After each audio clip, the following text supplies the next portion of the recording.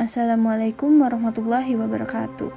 Kami kelompok 6, kali ini kami akan mempresentasikan tentang Pancasila dalam pandangan masyarakat. Yang pertama, saya akan memperkenalkan anggota kelompok saya.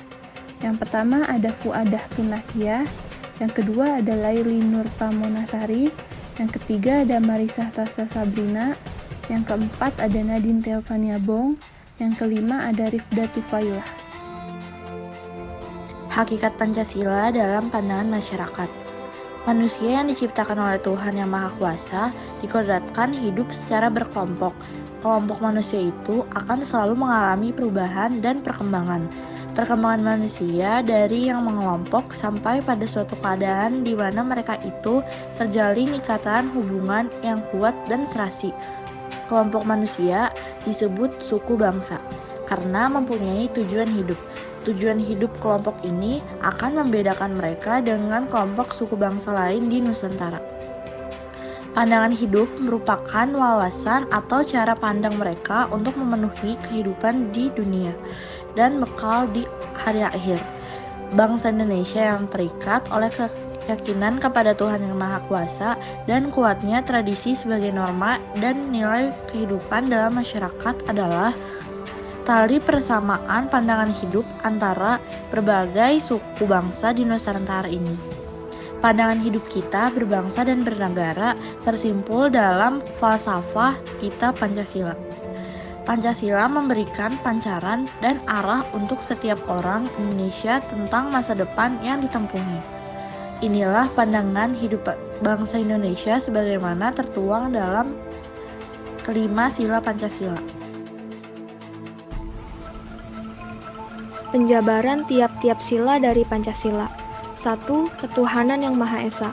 Sila pertama ini mengartikan bahwa kita sebagai warga negara Indonesia mempercayai dan bertakwa pada Tuhan, yang disesuaikan dengan agama dan kepercayaan yang dimiliki oleh masing-masing orang. Karena itu, makna dari sila ini juga berarti kita perlu saling menghormati antar umat beragama sehingga tercipta kehidupan yang rukun. Yang kedua yaitu kemanusiaan yang adil dan beradab. Sila kedua ini, kita sebagai warga negara diminta untuk memahami bahwa setiap manusia memiliki derajat yang sama, sehingga kita harus saling menyayangi satu sama lain. Kita juga harus saling menjaga dan membantu sesama, membela kebenaran dan keadilan, dan bekerja sama untuk kedamaian negara kita. 3. Persatuan Indonesia. Sila ketiga berarti kita harus menempatkan kesatuan persatuan dan kepentingan negara dari kepentingan masing-masing. Kita harus mempunyai kepribadian yang rela berkorban demi negara Indonesia, mencintai bangsa Indonesia dan tanah air, serta bangga pada negara. 4. Kerakyatan yang dipimpin oleh hikmat kebijaksanaan dalam permusyawaratan perwakilan. Sila keempat ini mengajak kita untuk tidak memaksakan kehendaknya pada orang lain dan mengutamakan kepentingan negara dan orang lain. Terkadang kita akan menemukan perbedaan pendapat dan cara pandang, namun kita harus menyelesaikannya dengan cara bermusyawarah atau berdiskusi. Dan yang terakhir yakni yang kelima, keadilan sosial bagi seluruh rakyat Indonesia.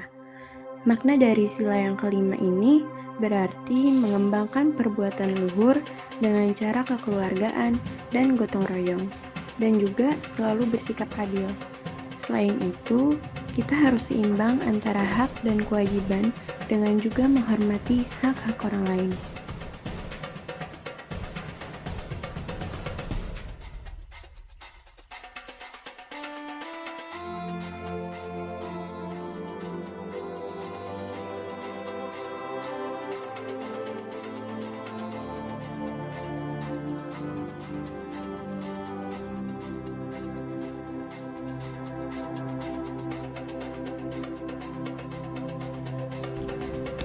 Kesimpulan, Pancasila adalah dasar negara Republik Indonesia, ideologi negara Indonesia, sekaligus menjadi pandangan hidup bangsa. Pancasila juga merupakan sumber kejiwaan masyarakat dan negara Republik Indonesia. Oleh karena itu, pengalamannya harus dimulai dari setiap masyarakat Indonesia. setiap penyelenggara negara yang secara meluas akan berkembang menjadi pengalaman Pancasila oleh setiap lembaga kenegaraan dan lembaga kemasyarakatan, baik di pusat maupun di daerah. Di dalam Pancasila, terkandung nilai-nilai luhur, ajaran-ajaran moral, yang kesemuanya itu merupakan jelmaan dari seluruh jiwa manusia Indonesia. Menyadari bahwa untuk kelestarian nilai-nilai Pancasila itu perlu diusahakan secara nyata dan terus-menerus penghayatan dan pengamalan nilai-nilai luhur yang terkandung di dalamnya.